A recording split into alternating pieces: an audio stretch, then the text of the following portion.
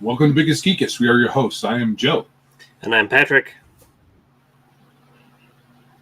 This is episode 191 of our show. The date is Tuesday, March. Ready to get March. May 21st. I didn't change any of this. 2024. Yeah, let me do this. Do some retro editing that won't matter in the slightest because it's already a done deal. All right. So I had those numbers all wrong. I had the episode number correct in the title, but not. I guess that's all that matters. Part. Yeah. I still had May 14th. Anyway, how's it going? Good. I am currently living in May. Yes, it is May, not March. We want it to be May. And apparently, Iron Man once dated a chick at 1991. Just a couple of years ago. Hello, Iron Man. That is a little weird. Hope you bought it dinner first.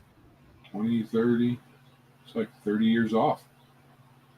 He's wanting to travel back in time, and I don't blame him. Without a DeLorean. He should have been by for... Yes, without DeLorean. I don't care, DeLorean or not. Time travel would be pretty cool. But if you didn't have a way to get back, you would never be able to, share with someone how cool it was. Or you may not. The GM never wants to bring in chronomancy into the mix because it always breaks the game. Right. Because it probably would do that. I can't see it. I can't see a group of people going back in time and not screwing a bunch of stuff up because, they know stuff or they think they know stuff. What would be really funny is if you went back in time and instead of when you went back in time, the process of you going back in time changed some things before you landed, so to speak. So the things that you thought you knew weren't 100%. That might be a way to handle it in the game. Brings me to Palladium's Teenage Mutant Ninja Turtles and Other Strangeness. Their transdimensional TMNT book had time travel in it, and when you went back in time, your body, as it acclimates to the new time stream, kind of de-evolves over time.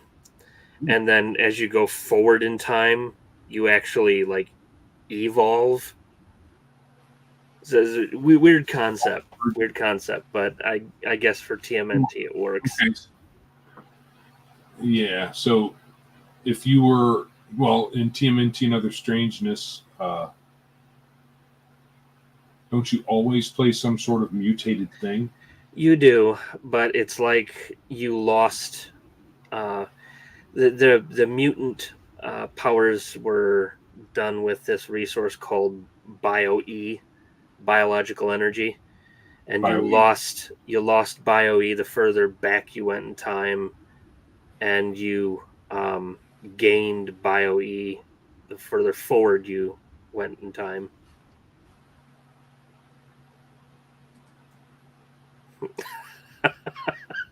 Well, Doodle Squatch. Time travel, I don't know. I don't know that anybody has successfully traveled in time. Well, it only turns you gay if you are a certain doctor who travels in a phone booth. Well, at least now. It does now. Yeah. Well, yeah. Whatever. That's so dumb. Anyway, so I wonder though with TMNT, so you lose some of your mutant juice when you go back in time. But you gain it back when you go back forward in time. Do you I wonder if you, instead of being precisely the way you were before you time traveled, once that's reapplied, do you just gain the stuff you lost, or is there a possibility of alteration? I can't really remember. Funny. But another thing of time travel is time seems to know at what branch in time your technology comes from. Because when you go really really far back in time, if you stay there for if you stay back in time for too long, your high tech stuff starts to rust and break down and decompose and stop working. Like Oh, it knows I that this imagine that incentivizes people.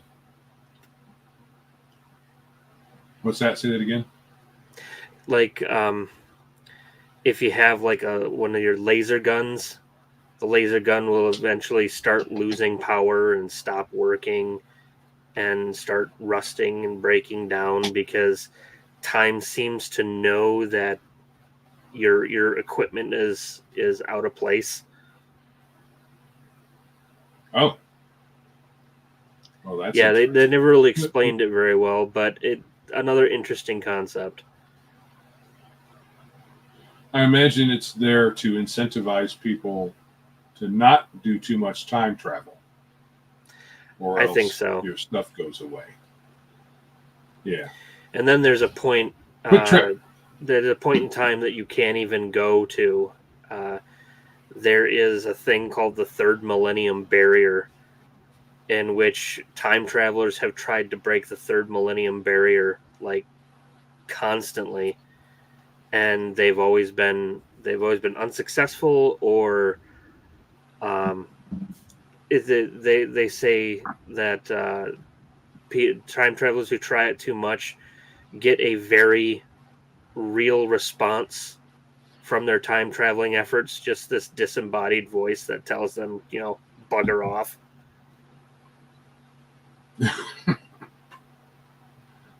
Right. And It's it probably sounds it's a the lot like writers of the the role game playing game because, saying we didn't write the rest of this, so can't go more than to the year 3000. well, what year is it in that game? Oh, it's modern day, um, but you can travel. It's weird. You can't break the third millennium barrier, but you can go back to like when the Earth was like a ball of magma. Magma. Yeah, Well, that's weird. So you can go back millions of years yeah, millions conceptually, and millions of but you years, can only but you go can't break the forward third millennium barrier. like a 1,200 years, maybe. Maybe they have like a force field around the entire multiverse. Yeah, maybe the third millennium is sick of time travelers, and they just decided, nope, no more. Yeah, we don't want you. They We don't built a want you wall. traveling to like the heat death of the universe. Right, right. All right. Well, we got some stuff to talk about. Did you have your weekly game No, this week? the wife and I attended the Motor City Comic Con, and we had a very Oh, good that's time. cool. Uh, she really wanted to go because um, Ernie Hudson, Winston from Ghostbusters, was going to be there, and they had like an event where on Friday night they had a Q&A with him at the Imagine Theater in Novi, and you could watch the original 1984 Ghostbusters with him, and it was an experience. But the big surprise she had for me was on Saturday, where she dropped the coin to have our picture taken with Ernie Hudson in front of the Ecto One, and we were all in costume and stuff, and it was great. Those who know me personally know You that know, my very first love is Ghostbusters. right, right. So that was kind of a mecca of sorts, huh? A little bit. I mean, I looked around for D&D A stuff, little bit. and the most I really got out of like looking for like role playing game stuff is I found this box set expansion for Gamma World that Jeff didn't even know existed, and we picked that up for him. And Oh, some of you might be able to see behind me, about right there. There's a glowy D20 that's color shifting back oh, there. okay. I see that. We bought that at the Comic-Con too. It's just one of those um, like little clear plates with artwork etched into it that you put into one of those LED. Um, is there a decent Ghostbusters TTRPG? Um, yeah, the Ghostbusters RPG back in the day was made by West End Games, and it was the very first role playing game that used the D6 system before Star Wars made it popular. And Oh, okay. those who might know me also know that writing a third edition for that Ghostbusters TTRPG is like my grail game. That's the license I would really love to get a hold of. I mean, I have kind of a basic rule set and stuff for it. It would just be the trick of getting the licensing. But yeah, that's on my bucket list, as long as some other company doesn't beat me to it. Especially since the Well, 40th this is anniversary of actually gonna have Ghostbusters is right around the cash. corner. Right. I'm sure it's not cheap to get an RPG license We'll see. for Ghostbusters. But unless you don't need, unless you just if you can get special dispensation somehow, that'd be cool. But is it the same D6 system, or is it an earlier version that Star Wars? It's before different. It's before the iteration of the Wild Die. Instead of the Wild Die, they had the Ghost Die, and every time the Ghost symbol popped up, there would be some sort of complication. But other than that, it was the very Okay. barest of bones of the D6 system. In Star Wars, where you have, I have 3D in my mechanical skill. If I want to increase it, becomes 3D plus 1, then 3D plus 2, then it jumps to 4 dice. Ghostbusters didn't have that. In fact, they really didn't have many rules for advancement. You just kind of had the starting stats you had, and they were just one pool of dice. But they managed to make a role-playing game out of it. All right. I suppose there would be a good way to take the early game, take the Star Wars version of the D6 system, and then expound upon it.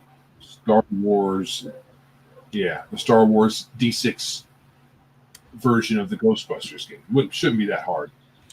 No, I would think. Nope. You just have to you'd have to figure out what advancement would be like and what you would get from it. I guess it would probably just not be that. skill Probably not that different from Star Wars. Yeah, I mean, you wouldn't have Force users, so that would be. Well, they managed to they managed to squeeze in magicians in the Ghostbusters International version of the role playing game. Yeah, you can play a magician if you want. Huh. Makes sense, I guess. I mean, especially. All right. Well, go ahead. Well, I mean, considering Ghostbusters 2, and there was the hint, there is the whole hint that there's magic with. Well, the bad guy is an old Modavian sorcerer. And sorcerer, those who, right? And they talk about them with the building, that big building that was made was made by people who knew about magic and the occult. And what was the book that they talked about in the first movie? Tobin's Spirit Guide. The one fellow was, Tobin's Spirit Guide, and I'm pretty sure that there was another one. And they're like, oh, there's some other lore behind this. There's not just there's ghosts all of a sudden, and supernatural stuff all of a sudden. And for those who have seen it's all been contained. Those who have seen the latest movie, Frozen Empire, they pretty much cemented, sorcerers existing in the Ghostbusters universe. Since that's how they literally are able to beat the bad guy with the help of magic. Oh, I guess that's okay. I like them using their guns, their tech guns. Those are nifty. All right, so I didn't get any gaming in. I've been working my butt off in the heat in Michigan. It's no fun. No. However, I did pick up on. It's no fun. I did pick up on. Let's see if I have that. Pull it up.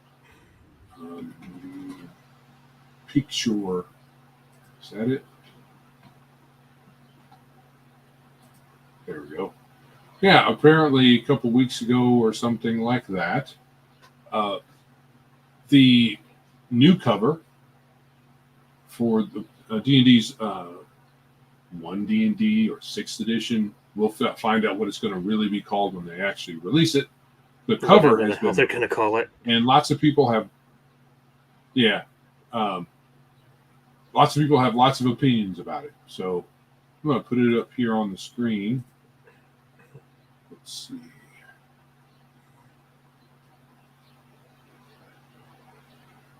None of that is it.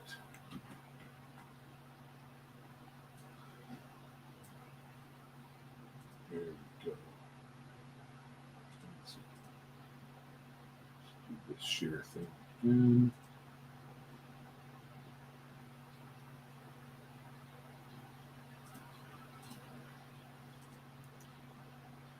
There she is. And All right. she. So I'm going to say there's a dragon, which is cool, and there's a group of adventurers. But I think the dragon is kind of with them because, they're facing away from the dragon, so they can't be fighting it, you would think. Well, if it's a gold dragon, which is what it kind of looks like, gold dragons were good. It does kind of look like that. Yeah. Well, one of their more recent blurbs is it's either nothing's inherently evil or nothing has an inherent alignment or something like that. So, of course, whatever that means. Yeah. So, people have opinions because, of course, well, if there's a white dude in here, it's either this dwarf-looking guy here. That might be just a barbarian, though. So that could be just a dude. And then who knows what this probably dude looks like here. So it's not that big of a deal to me. I've come to expect that representation has hit most of the art in our industry. And there's no escaping that. And I see there's a red-headed lady cleric down in the corner. Yeah, at least there is a redhead. Yeah, they haven't exercised all redheads. Deleted from. Yeah, so at least there's a redhead, so that's nice. So I'm not crazy about the art. I'm not either. But I found interesting. What I found interesting was not the art itself, because, of course, it's not surprising or, to me, very inspiring or thought-provoking. And looks like they're fighting kobold. Yeah. Yeah, something like that. You don't really see the enemy very much. It's really, you know, off to the side. So I don't get it. I don't particularly care for it. I'm not going to say it's bad because it looks okay. I couldn't make art that looks like this. I couldn't either. It's kind of like a mishmash of things. It's just a mishmash of different things. It doesn't. Art to me doesn't do anything. It's just here's some dudes. Okay. I mean, what are they doing? Are they fighting something? Are they fighting those kobolds? Are they striking a Power Ranger pose? Is the dragon with them? Is it against them? Right. So who knows? But what's interesting to me, though, is more than the art or whatever you want to call it, is the amount of folks that have really strong opinions about it. I mean, and have long form videos about how bad it is, or long blog posts about how bad it is or how good it is, and it's kind to me it's kind of weird because of course Wizards of the Coast is going to have a cover like that. I don't think anybody in the industry and on our side of the fence should be surprised with that. And I think the more important thing is the game itself, not the art. And I think I don't think that people have a problem with a little bit of diversity in artwork as far as like cover art for D&D. I really don't. What I think people really have a problem with, even if they won't admit it to themselves, is just that we know WotC is pandering. We know WotC is just ticking off check boxes for to hit like a diversity quota. We know that their entire modus operandi is pander to the crowd, get as many woke points as possible. The game is secondary. That we appear to be, DEI compliant is more the focus. With people like, what is it, Connie Chung, saying, this is the first time I've ever seen myself represented in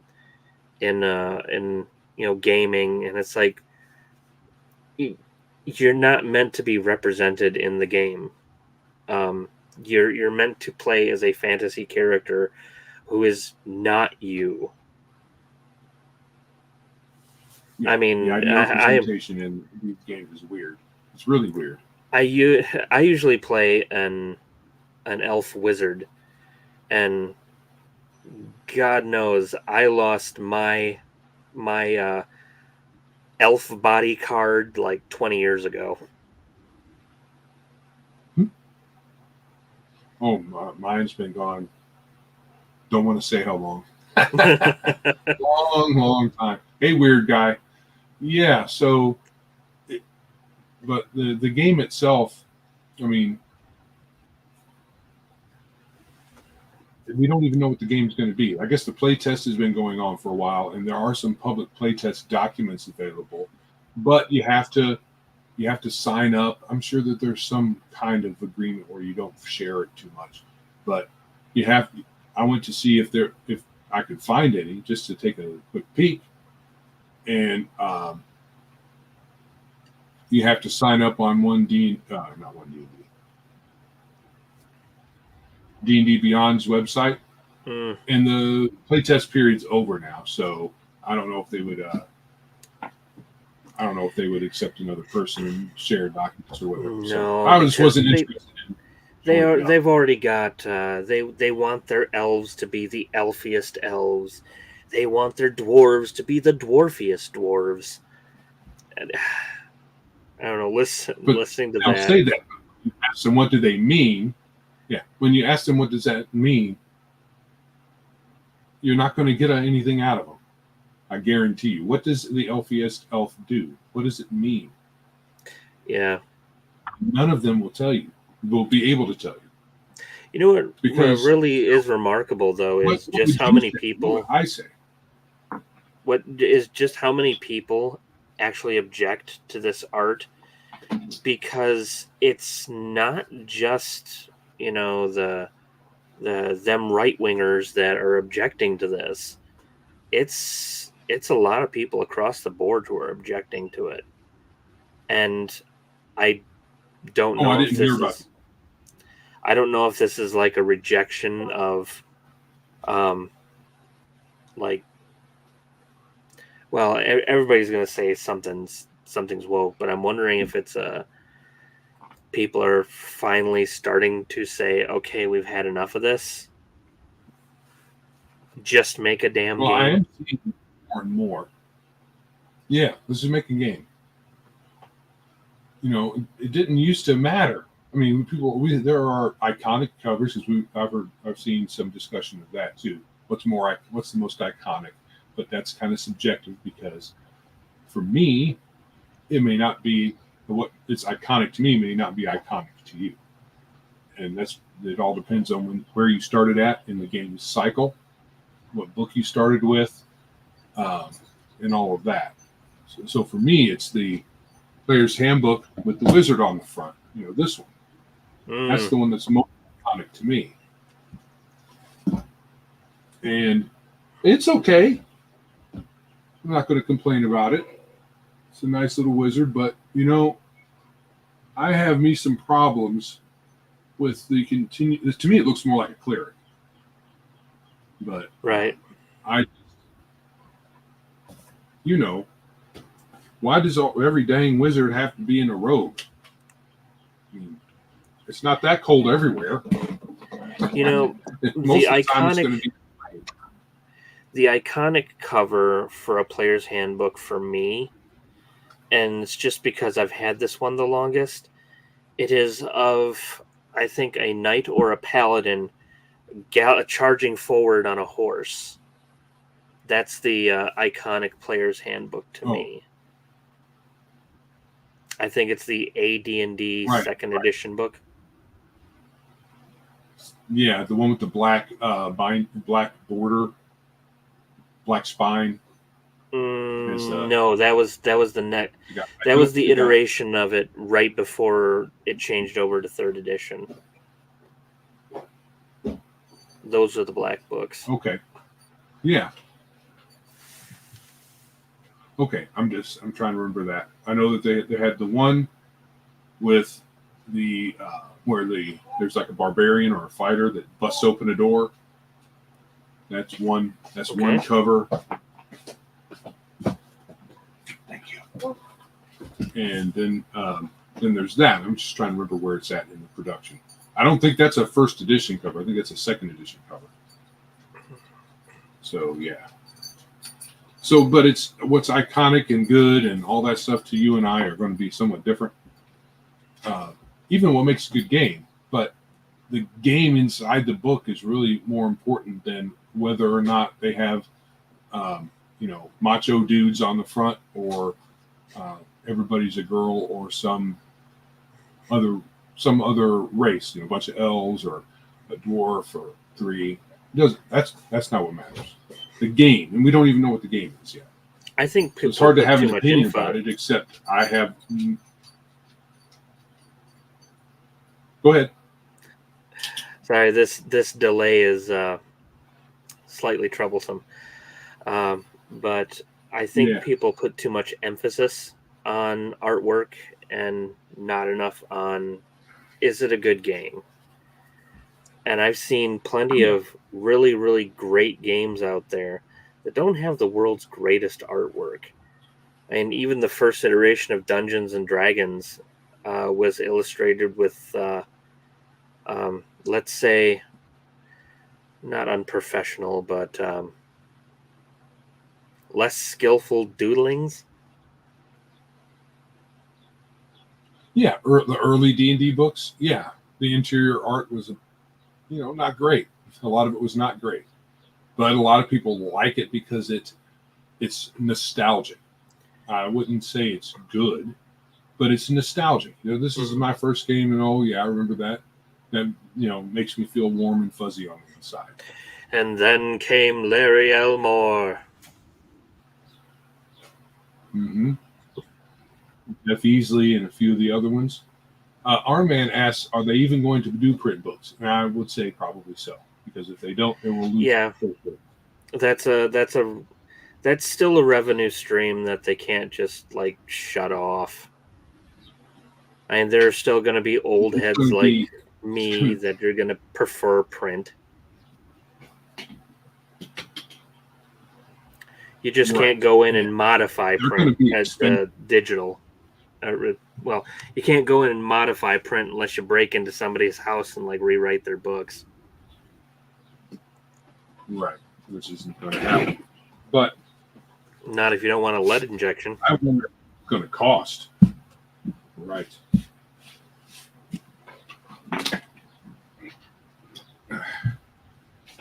I just wonder. $50 is kind of the average cost of the cost of average books these days.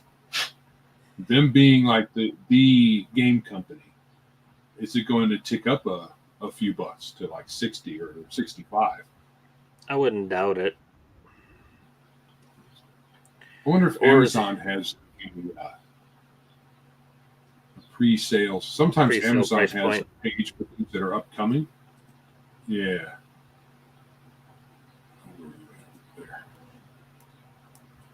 Amazon. Weird guy, Kevin Long, very good artist. He does a lot. When I went through my big Palladium phase, he was great, and I have a lot of. There's a lot of art of his that are some of my favorites.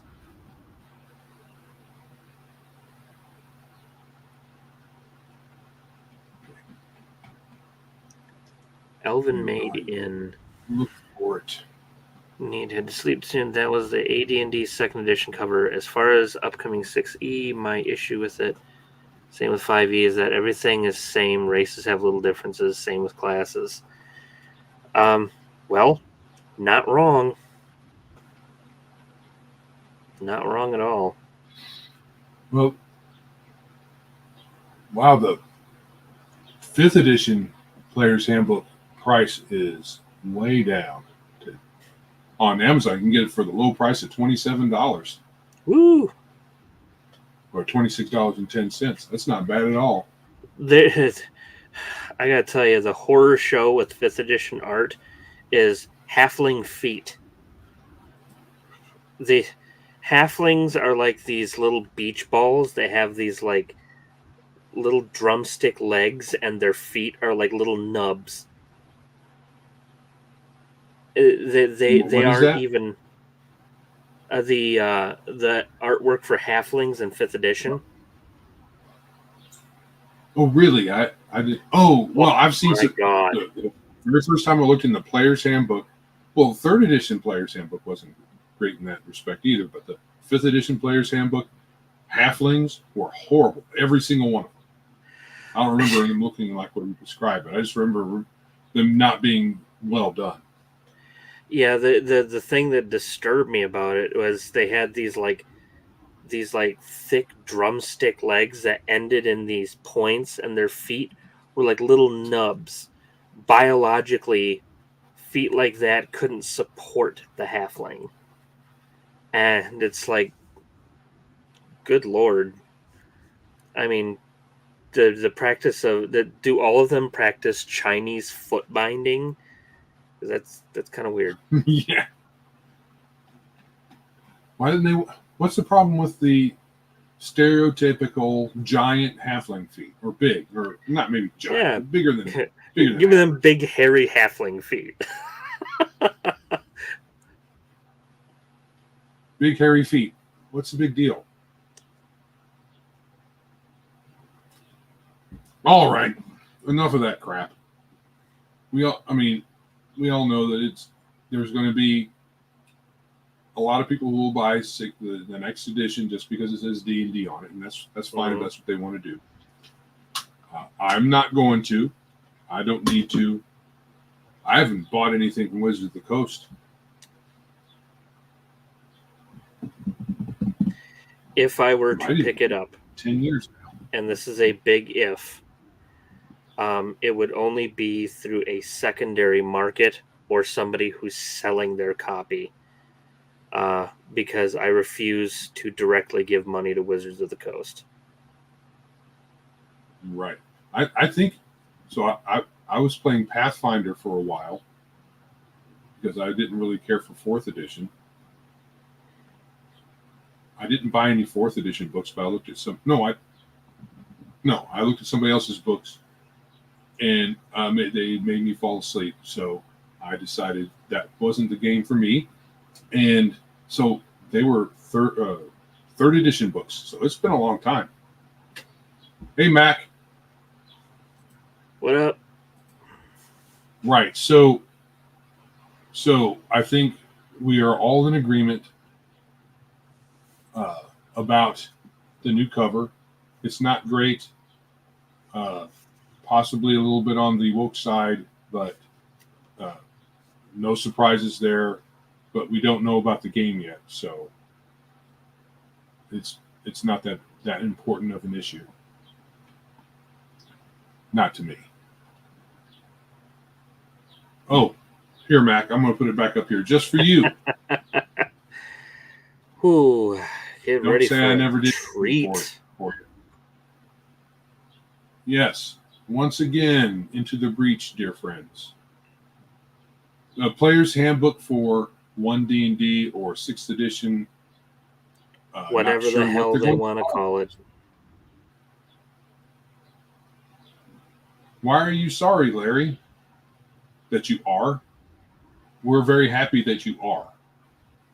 We would not be happy if you weren't. No, he's doing Yoda speak with the dangling participles. Sorry, I am. Hello, everyone. That's funny. Is that the right one? There you go. There. There she be. This, we're doing a slow pan of Player's Handbook. No problem, Larry. You are always welcome here. So, Mac, are you happy that we shared this cover with you? I hope that you are. Evening, Flady. You know, it's interesting. I can believe that the dwarf over here, or this figure over here to the right, is a dwarf simply because he looks like a Viking. Because that's what we're supposed to think of dwarves as tiny Vikings. Tiny Vikings, and they all have Scottish accents. Scottish accents. I wonder where that came from. I have no idea. From the Tolkien movies. I don't think so. I think it was before that. It'd be interesting to find out. No, there isn't a white guy. There's a dwarf, and then a dude in armor that may or may not be white. I mean, that could be a white guy barbarian, or it could be a dwarf. It's hard to tell, with the scale not being exactly apparent. Transracial, they tick that checkbox.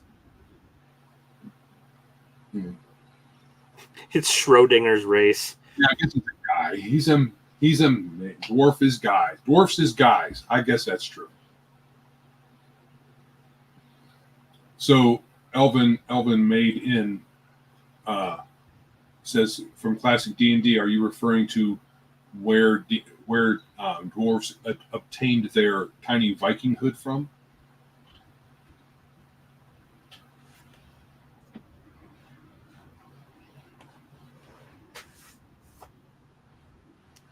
Oh.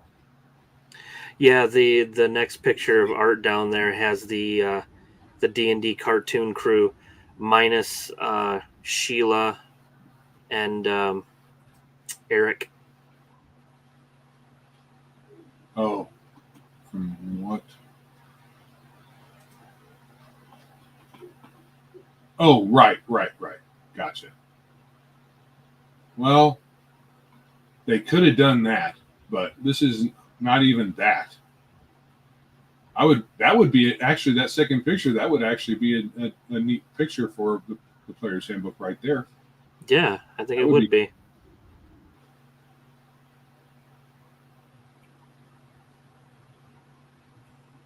because it shows them doing stuff, right? It's more. This is more reminiscent. I'm gonna put that up. That's more reminiscent of the older player's handbook cover that is that depicts them inside of a dungeon with that giant demon idol where they're trying to take the eye out. It's a lot more reminiscent of that than the other art is. Other Maiden is listing off the characters that those are supposed to be.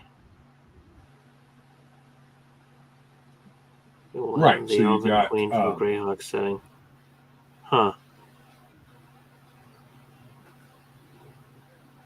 oh, that the other one.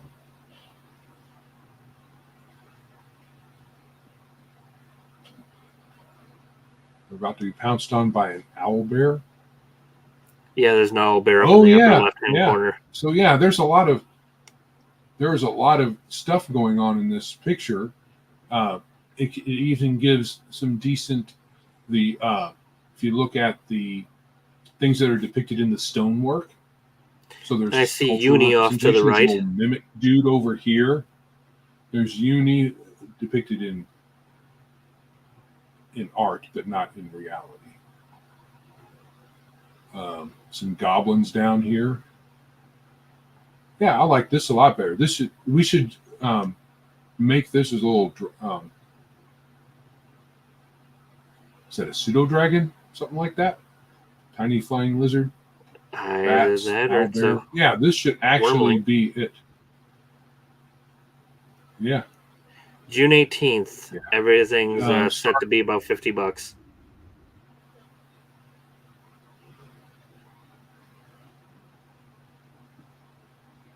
Say that again. June 18th. What? Yeah, the article above the picture says June 18th.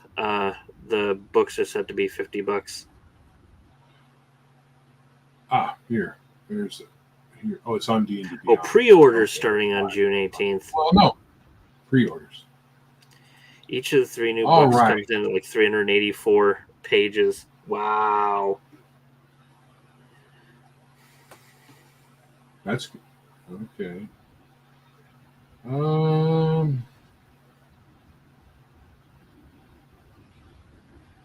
It's not listed here.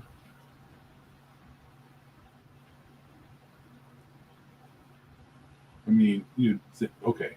We'll find out sooner or later. All right. So yeah, let's start a petition to get this to be the new cover instead. I could deal with that.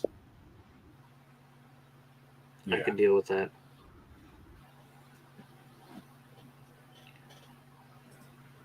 I think it's about time to put a pin in this one.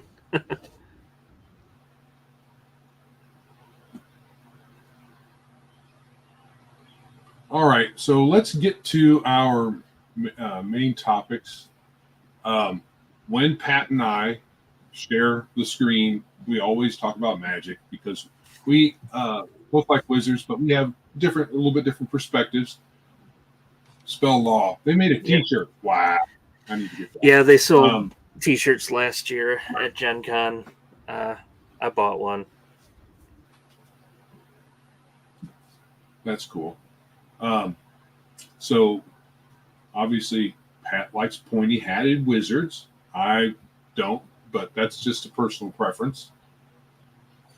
It's iconic in a lot of ways, but me being practical, don't see any reason why anyone would wear a hat like that except as a costume. Because one, isn't your head getting hot with that leather thing on there? I imagine it is. It does If you when I'm like out in the sun. But I'm in could you imagine walking an air around conditioned room. adventuring? So. Yeah. Yeah, If you leather were out hat like that. adventuring, that wouldn't be practical. Well, I mean, Robes anybody wearing that a leather hat is going to stereotypically get like that. wizardy. Yeah. So I don't think that the traditional wizard or the iconic wizard garb is very practical. So, Well, you know what? so when you're in I your love the wizard tower, classics. yeah, it's yeah, it's a neat looking hat. Uh,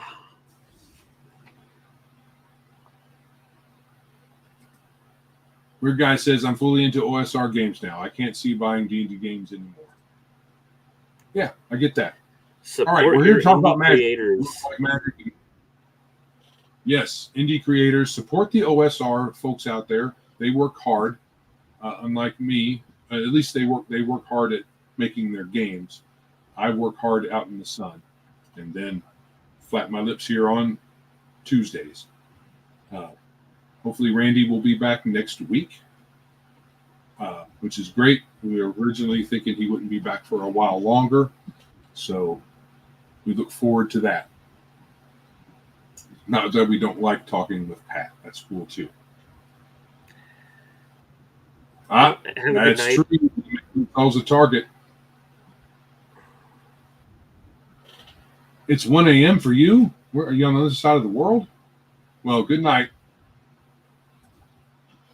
Hey, so what I want to talk about is some stuff to do with Magic for two reasons. One, we're going to later talk about Patrick's game in progress under development.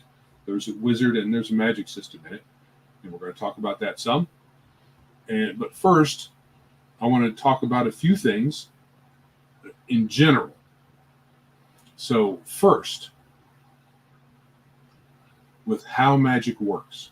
So in D&D and in several RPGs, unless you're talking about their setting, they usually don't go too much into precisely how their magic works. They tell you that there are magic using characters like wizards or magicians or sorcerers or whatever they call them. There might be several of them. But what actually puts the oomph in their magic? What makes their wiggly fingers actually accomplish anything, or the weird words that they say? So a lot of the time, it's not described in any kind of way, except that it just works.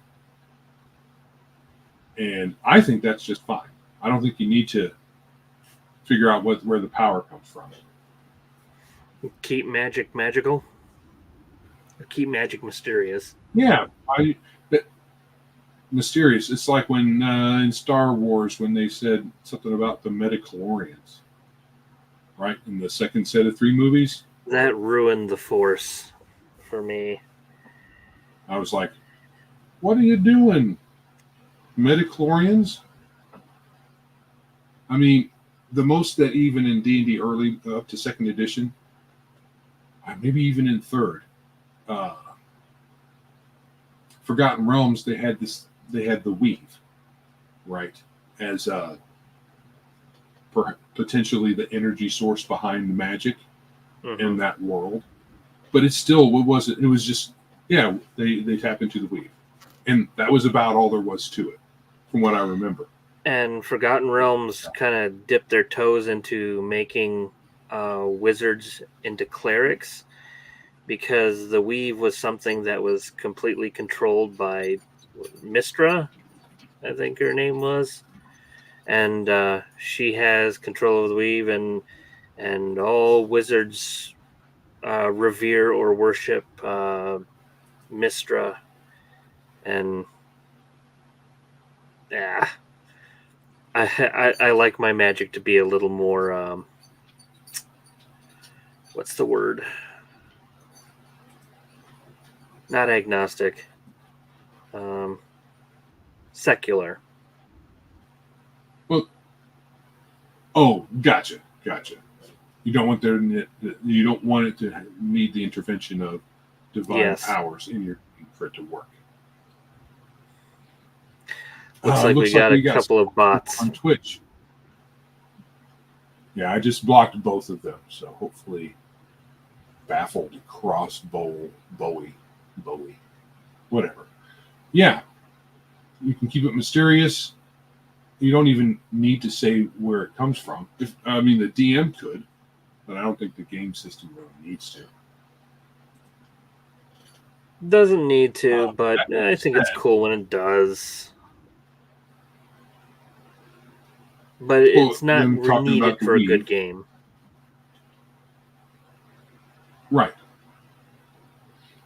Do you think that knowing something about it as a DM, from the DM point of view, not from the game designer point of view, because we're going to talk about that later, running a game or being a participant, a player,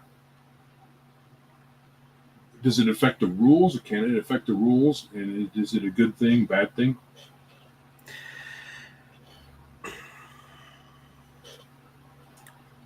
Well, I know that part of a game can come straight from maybe the wizards don't even know how their own magic works, that they just know that if you do X you get Y, and sometimes you magic can be a dark, dangerous force that wizards barely understand themselves. All they know is that they can do this, that, and the other thing by a very precise formula, and messing around with that formula can bring ruin.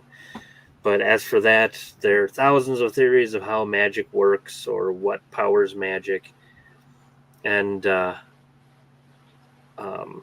sometimes you can get a lot out of a game if you leave magic mysterious, even to the people who practice it. Right.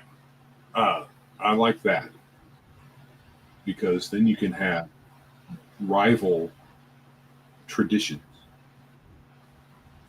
No, magic works this way. Badmouth each other. Yes. And I can prove it by, and then the other guy says, well, you're full of it, because I can prove my theory by saying this, by doing this magically. And weird guy is totally correct. Ask 10 wizards how magic works, and you'll get 23 answers. And they might all be right some kind of way. Yeah. There's the truly magical thing. This is not necessarily right. You can actually in your setting have multiple systems. Mm-hmm. And D&D has kind of done that with, you have clerics who use magic a particular way, which is slightly different from wizards. And then when you get into third edition, which is slightly different from sorcerers, they're similar, but they have some differences, and you can't mix the two necessarily. It's depending on what version of the game and what classes are available. And then eventually you had warlocks. Right. Warlocks who don't use that many spells but have abilities that are magical in nature. Mm-hmm. Right. So you can have multiple ways that magic is used within one thing. So and none of those invalidates the other. But all of those can make your setting more interesting. Mm-hmm. Because it won't just affect the rules. I mean, requiring spellcasters, or wizards especially, to have one or two hands free, depending on what version. You have to have spell components, depending on what version. You have to be able to speak. Sometimes speak loudly and clearly. Say a lot of monosyllabic words, or a lot of polysyllabic words, Yes. many of them, to get your spell to work. So that's different from what gives the magic, the juice behind it. That's more of the what makes up the magic system, what makes up the rules that the wizards and other casters, what they have to abide by to get their magic to work.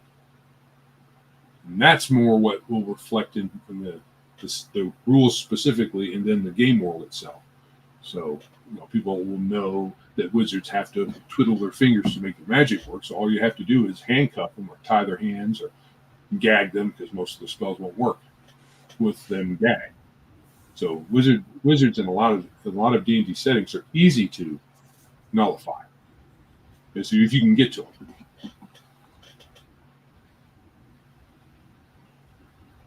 Slots versus points. D&D basically goes with slots.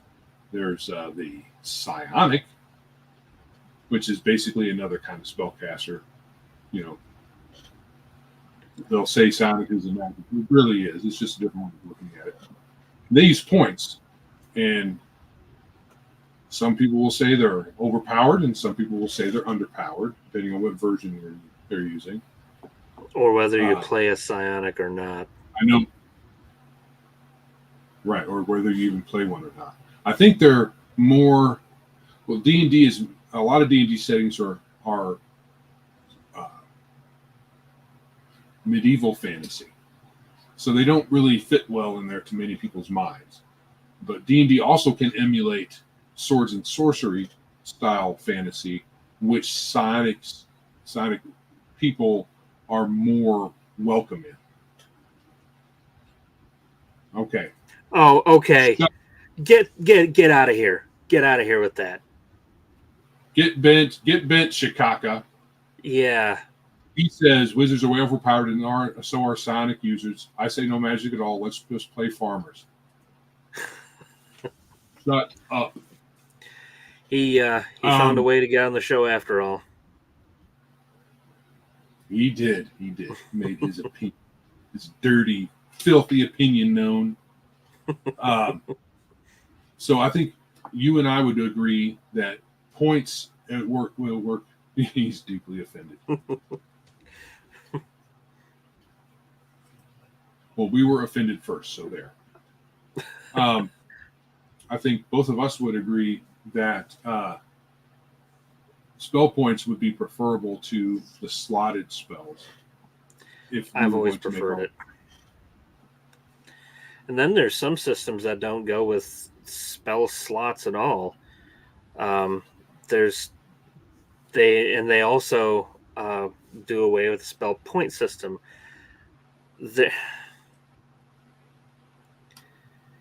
There are some systems where magic is just automatic. You can just keep casting till the cows come home. Earth Dawn drink is like that. Let's see, some other. You can just keep using magic. Yeah, over and over. Is there any limiter at all? Yes, there is. There casting, so you roll a die. So you have to roll a die to cast, and if you blow the roll, maybe you can't cast for a while or something like that.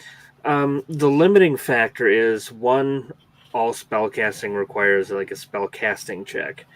The other limiter is that, like prepared spells, you have these talents called spell matrices, and you only have so many of them, and you have to put spells into spell matrices to be able to cast them safely. Otherwise, you're channeling raw astral energy into yourself, and raw astral energy is tainted by the horrors and will do damage to you if you cast spells. A wizard will probably only have about 4 or 5 spell matrices. Now, they can switch out spells kind of on the fly. I mean, it takes a minute or two, but they can do it relatively swiftly. But you can only have so many prepared safely. But other than that, you can just keep casting spells as much as you want.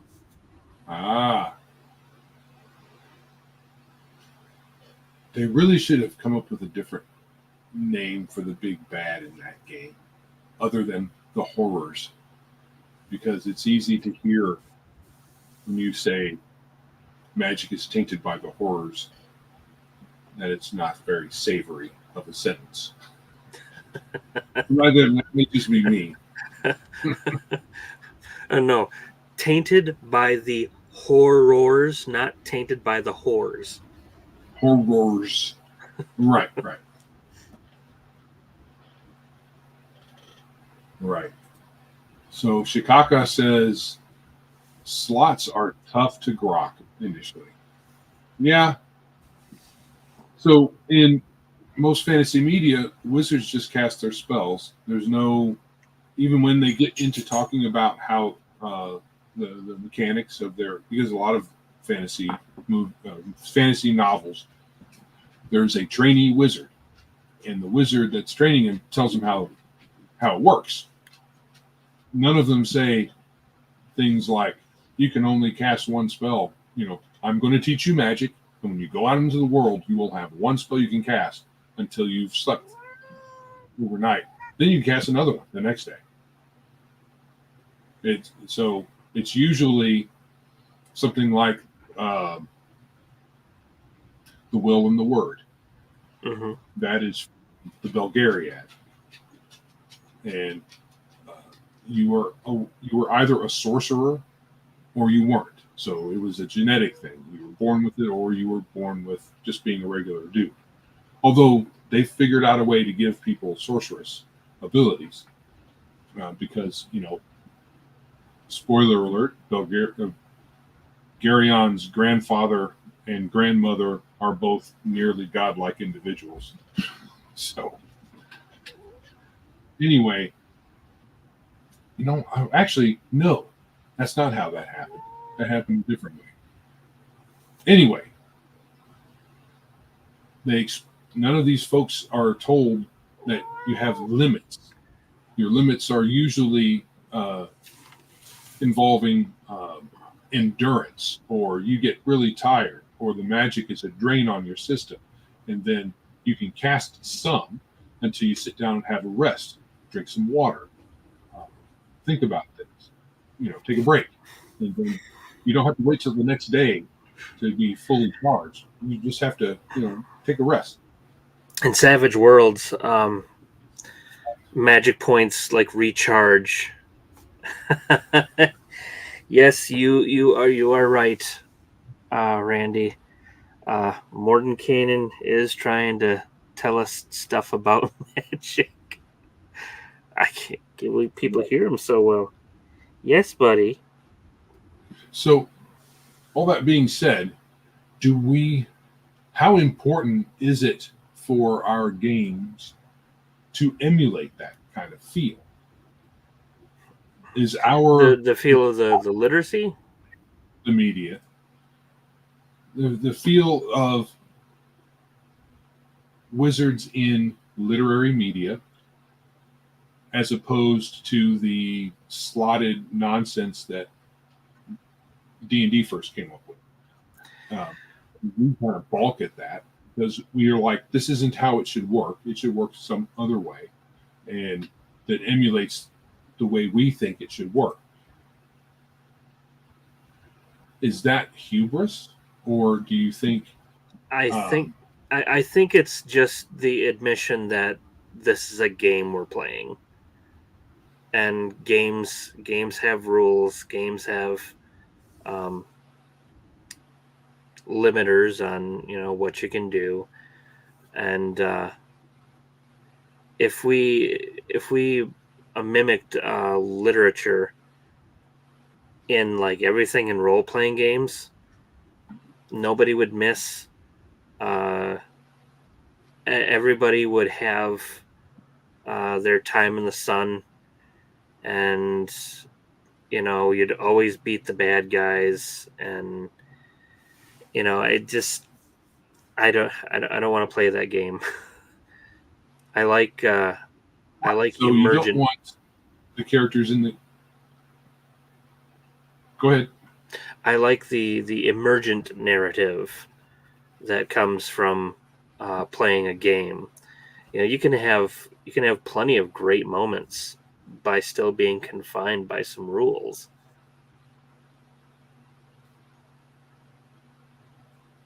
Right. So we don't necessarily want it to mimic, especially a lot of stuff from nowadays, because a lot of it's overpowered. We don't want them to be superheroes either. But I'm looking more at, instead of mimicking or duplicating, more an emulation. So it has a feel without it being overpowered, which is, I think, kind of, it can be difficult to accomplish. Um, so that all being said, let's see. We've talked about those points. I don't know if we need to get into all these other things right now. We're at an hour. How about we talk about Pat's game, specifically the wizard, because that's what we had discussed. But right before that, I'm going to say subscribe, like, share, Do all of the things. tell your friends about the show, do all the things that help the algorithm suggest our show. All right. So, Pat, what would you like to say about your game? Before I get into that, Weird Guy, Pocket Fantasy, is that available on DriveThru RPG?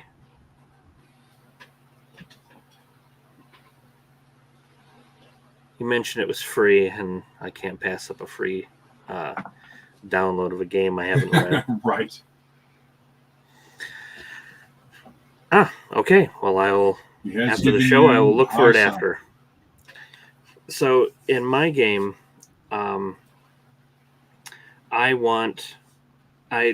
since the game is called Age of Mages, I do want wizards kind of not to be center stage, but to magic to be a big thing in the game. So it's obviously going to be high magic, high fantasy, and magic's going to be very powerful. However, as Joe has experienced, in the beginning, magic can be very slow because the way the initiative system works in my game is you have an initiative clock that ticks 1 through 12. And once you get to your position in the initiative, you can say, well, I'm going to make this action. I'm going to move 10 feet. I'm going to do this, that. If you decide to, but your action goes off right away, unless you're casting a spell.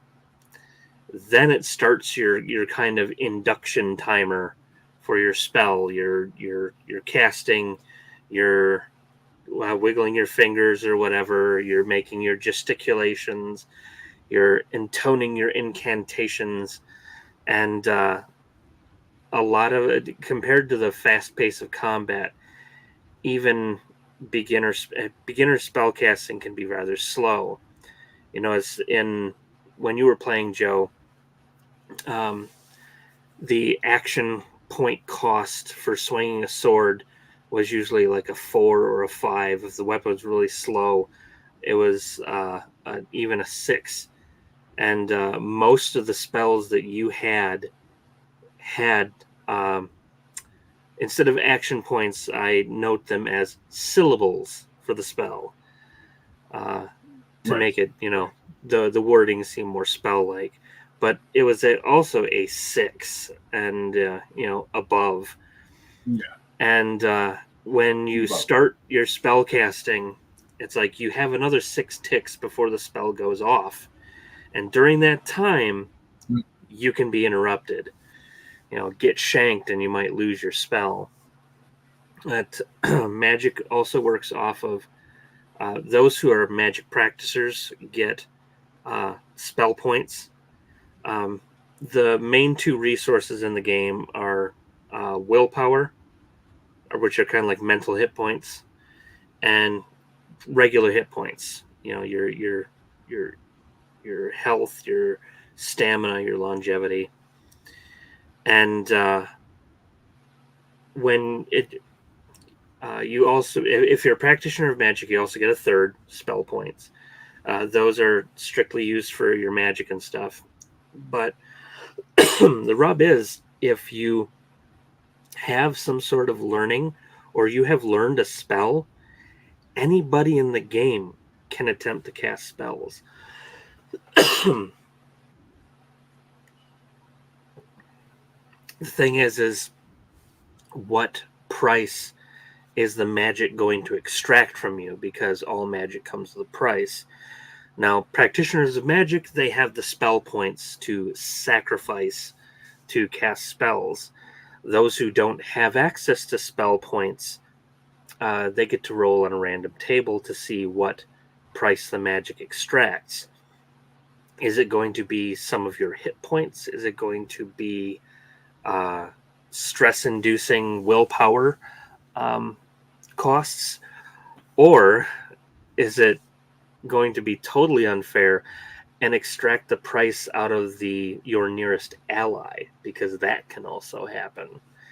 Which is why magic usually should be left to the actual practitioners.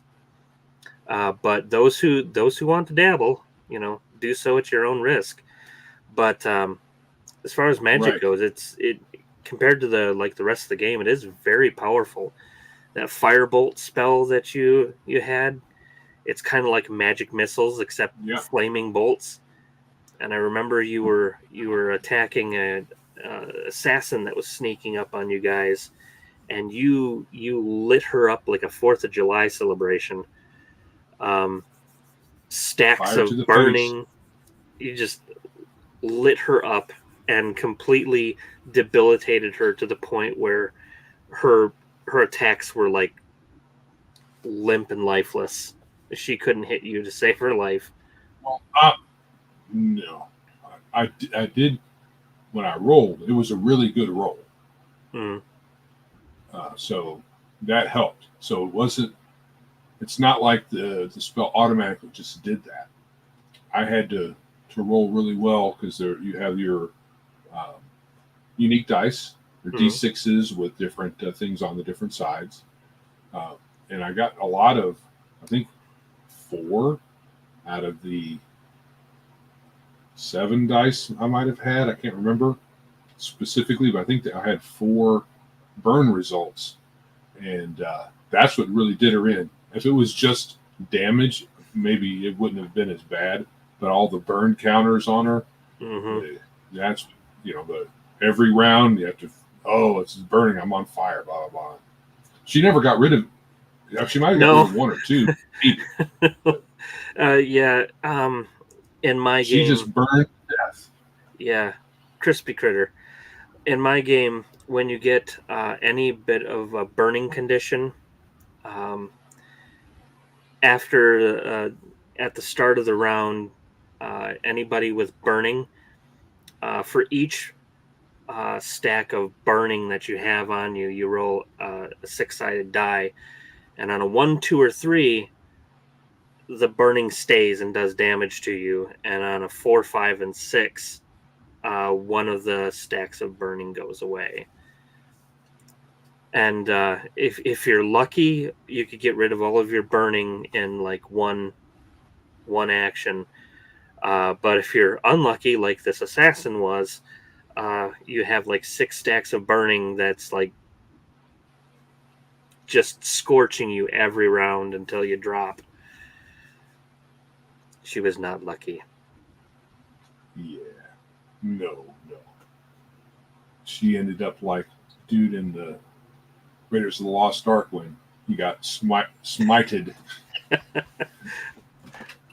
But he had fun playing the wizard, right? The end result was the same. Huh? You had fun playing the wizard, though, right? Oh, yeah. I had a lot of fun. So, questions, though. So, as the wizard increases in experience, so this game has advancement, and you get, as you as you adventure and you get experience, your character can grow more powerful. I'm assuming. Uh, do do they have a way to, or do the spells get faster? Yes. Especially, let's say, if you get more powerful, the early spells maybe they get faster. Maybe the more powerful spells stay slower. Yes. If there you have like a level of magical understanding, um, that as it increases, your magic power, your magic potency increases, and you can learn to do without some things when casting spells. Like if you start to understand the firebolt spell down to its elementary components, you can learn that oh, I don't have to say so many words to cast this firebolt. There's a few of them are the words of power that I need, and so you start to shorten casting times. You can add on. You can take up spell mastery, where you can just really master a certain spell, to where you can start doing additional tricks with it, additional damage, um, or even um, have the spell start doing different things. So if you, depending on how deeply you want to dig into an individual spell, you can start really twisting it on its ear. And the more magical understanding you have, you can start to shorten your spells, and they become quicker and more on the fly. Now, however, summoning a meteor swarm from the burning sky, that's still going to have, quite the amount of syllables that need to be gone through. Expect to Sure. expect to be chanting for like 2 or 3 turns, but Right. it's So going you to need to end have the lots it's of going to bodies. end the war. Yeah. Yeah. So would that kind of a spell also have a pretty good range on it? So could it be the stereotypical Tim standing on a mountain, shooting down a meteor swarm on an Sure, army that's at the foot of the mountain? Yeah. sure. Yeah, I expect Meteor Swarm to be one of those things where it's like, oh, the evil king's army is approaching. Oh, wizard, go up to the parapets, start casting your spell, and by the time the king's army gets there, all of a sudden they start getting struck by flaming meteors, and pretty soon his entire army is ablaze. Oh yeah, if you want to, in my game, if you want to rock out with all the really powerful wizardry, uh, and you want to devote yourself to magic and spell casting, you'll get a lot out of it. At least I think. Cool. Cool. Cool. So, how far along are you in the development of your game, and have you developed the other classes to the degree that you have perhaps the magic system developed, like the combat system and other types of characters? Yes, we tried out the barbarian and the rage mechanic. The very could be dangerous if you let yourself get out of control rage mechanic. Um, we Right. didn't get to see the fighter in action, and all of the stunts that he can do with uh, the different dice. Um, Unfortunately, Randy had to leave right away before the game began. Mm. Um, so it was just down to you playing the wizard. Um, Nate was playing the barbarian, and Drew was playing the elf adventurer, who had access to magic, but he also had a couple of techniques that he could have. Iron Man, Pat, are you going to hire artists for your rules? Um, When you what do you develop the mean? game book itself, are you going to hire we've talked about art for a couple episodes, so maybe it's just a joke. He is Well, smiling. He does a smile emoji at the end. yeah, Would you prefer other people do the art? I would, but I don't know if I'm going to have that luxury, because this whole Well, thing would have to I'm be going to completely suggest. crowdfunded, and I have, in my experience when making a game, I kind of have to wear all the hats myself. Well, two suggestions. One, you have a a, a version of the rules where you have a nice cover and maybe some black and white line art on the inside, minimalistic, maybe just to in places that where it may be important to drive a point home. I'll do my You could D&D basic crowdfund it. and D&D AD&D. Right. So you've got a set of rules, the whole rules. Yeah, use AI art. Um, oh, he has a prompt. Angelina Jolie dressed as a wizard, low cut cleavage, big breast, sexy pose. Done. It will sell like hotcakes. Right. Probably. You're not So you can have a wrong. version with minimal art, and you can have a version with more art.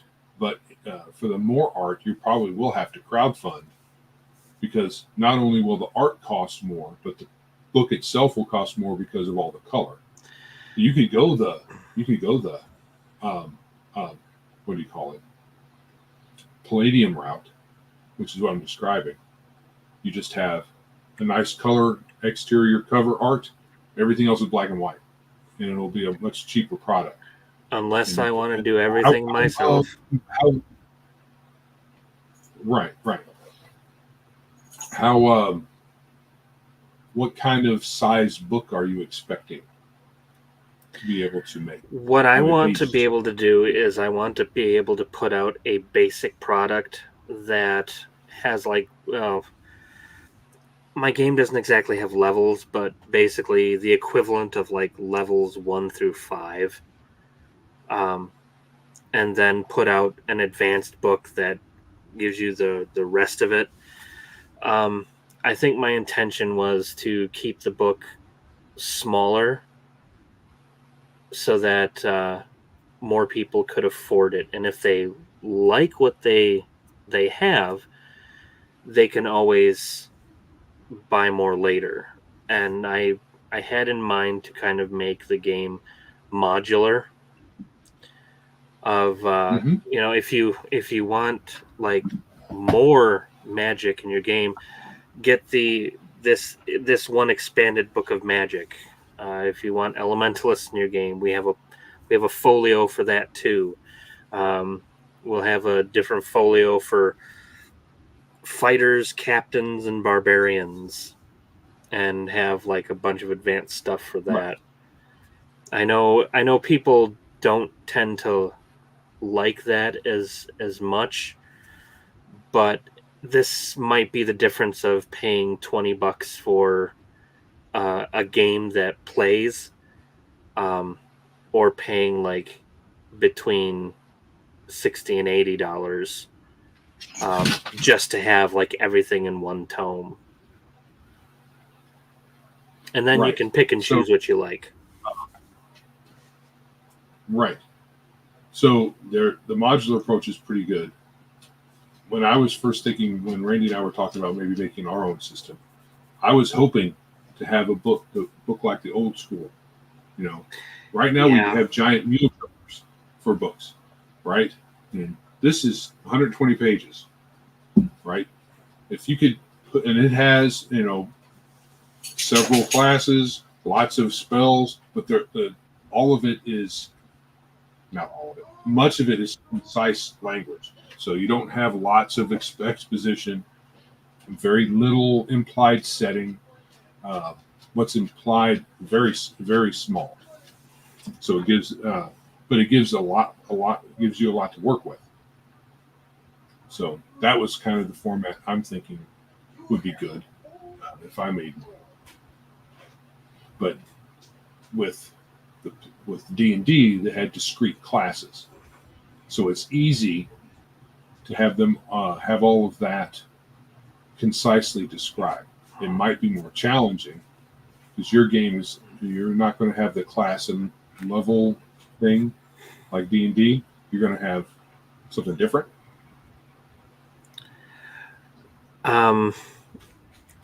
Like I said, I'm gonna try a modular approach where the main book is going to be relatively small, and then a lot can be added on later through like modules.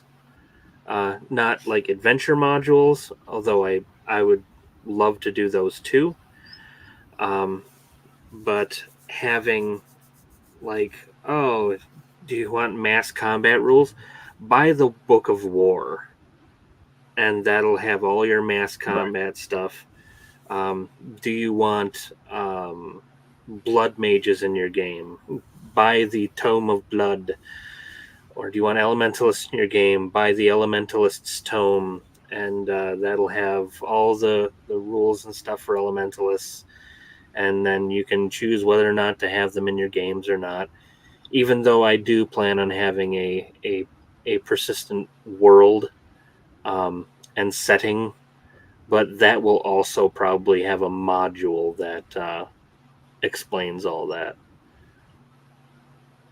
At least that's just my plan for right now. Any of that, right. So will any of the setting have any implied elements within the like the basic rule book? Where there'll be mentions here and there where you can see something of the world in it. In fact, I plan on trying to write the book kind of from the perspective of the heroes of the realm, and have like this chronicler that's kind of writing the role playing game, but everything's kind of like a little bit tongue in cheek. Okay. You know, the write up on sample wizards. Characters? Sample characters? Yep, sample characters, and there are going to be like lore characters in the game too. Like, for example, the Palladium role playing game has a chronicler named Erin Tarn, and she's like like has write ups to like all the Rifts books and stuff. Right. Oh, so you're going to have something similar to that. That's cool. Something similar. That is cool. All right. Well, we are going to stay tuned to Pointy Hat Games. It's probably early days. It is early days in the development of this book. I would love to have something to hand out to people by Big Geek Con. Oh, September. That's just a few months from now. That'd be really nice. Some even if it's just even if it's just a thin little pamphlet that just has the barest base of rules. Okay, that would be awesome. So we look forward to the offering, and it's called Age of Mages. Yes.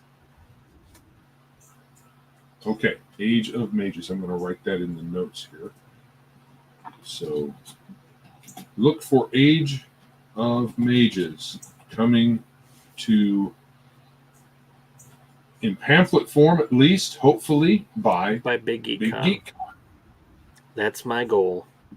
High fantasy, where wizards rule everything. Right? Right. Yes. All right. So is there anything else you wanted to share about your game or anything we've talked about? No, We're going to keep the show we've probably shorter today. yeah, we've been babbling for an hour and a half. Hour and a half, and my doggie Elizabeth needs to go out. So how about we end it right here?